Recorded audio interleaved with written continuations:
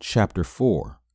Clearly define your current self versus the version of you want to be. Yo, I start this chapter off by shouting out Uncle Stanley. He set the premise for this back when I was just a kid, soaking up every word he said as law. Allow me to set the scene for you here. I am 9 years old, and my uncle had me in the kitchen of my family house, which we called the Blue House, teaching me how to skin, clean, batter, and fry fish. And the song Up Jumps the Boogie by Timbaland and Magoo is playing on the radio. Unc, who was an avid Magoo fan, breaks out in rap and two-step and head bob and says, "Nephew, that boy Magoo can flow. If you want to make some money, get you a flow like that." After fixing lunch and consuming it, I'm sitting at the table, and Unc goes to the back of the house and comes back with some paper and a pencil. "Nephew, I want you to write a rap. Create a rhyme like Magoo and let me hear how you flow." And scene. Those were the days. Unc taught me a lot of lessons at that table, and a huge amount of them have carried me into manhood, and I have used them on more than one occasion. I know you like, what was the point of everything you just told us? Well, that first rap I wrote from the perspective of a 9-year-old boy shaped almost the next 15 years of my life, at the very least 12 for a fact. The hook of my first rap was that when I grow up, I want to be a thugged up nigga and I want to be buffed up. Yeah, out of the mouths of babes.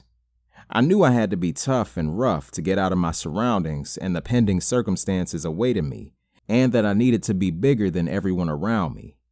Fast forward to the 26th version of myself.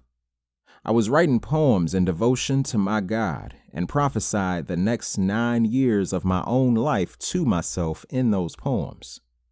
Social media today calls it manifesting. I'm old school in a sense, so that word isn't in my lexicon, but there is so much truth to putting pen to paper and speaking things into existence. Habakkuk chapter 2 verses 2 and 3 say, "And the Lord answered me and said, Write the vision, and make it plain upon tables, that he may run that readeth it. For the vision is yet for an appointed time, but at the end it shall speak, and not lie. Though it tarry, wait for it, because it will surely come, it will not tarry." Now, while I'm partial to the NIV translation myself, I can't lie that the Old English literature is romantic and brings so much more power to the message. My mother used to quote this verse to me all the time when I had different business ideas. This is my opinion and experience in life, so you may not agree with anything I say or all of it, but in my experience, every stage in my life of drastic change started with an internal assessment and clearly outlined picture of what I wanted to look like in the future, whether I was conscious of what I was doing or doing it subconsciously. So, let's get to the meat of this chapter. The lesson is actually learned from experience, hindsight, talking to others, meditation, revelation from my God, and other sources. Do a quick inventory of who you currently are.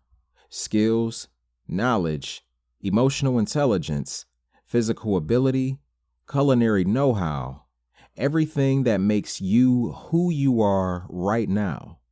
This also includes your surroundings like job, friends, family, neighborhood, school, and so on.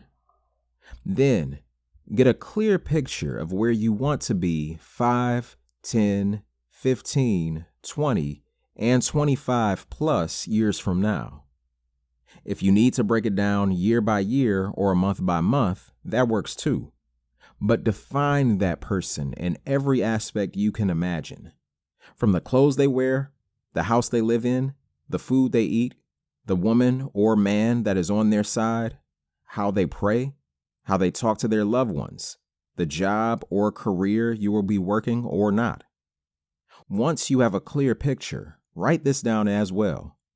Then, here comes my favorite part. I even named it, which is writing down steps to take that you know and think you can do to get to that goal and subsequent goals after. The name I have for this is mind mapping. Mind mapping is where I write a goal or goals on a board or equivalent and chart the direct thing I perceive as steps to obtaining the end goal. Whatever comes to my mind, from as small as getting a shirt made to wear while going out to a football game with my logo on it, to making a website and getting my certification for a massage therapy business I formed the year of 2023 from a conversation I had with my then wife 7 years prior. I'm not saying I invented the phrase or technique. This is just what I call it and how I have been using it to get my thoughts from abstract and incoherent dreams to tangible things. To close this chapter out with a real point, know who you clearly are. Write it down. See who you want to be. Write it down. And work to be, do, and become what you wrote.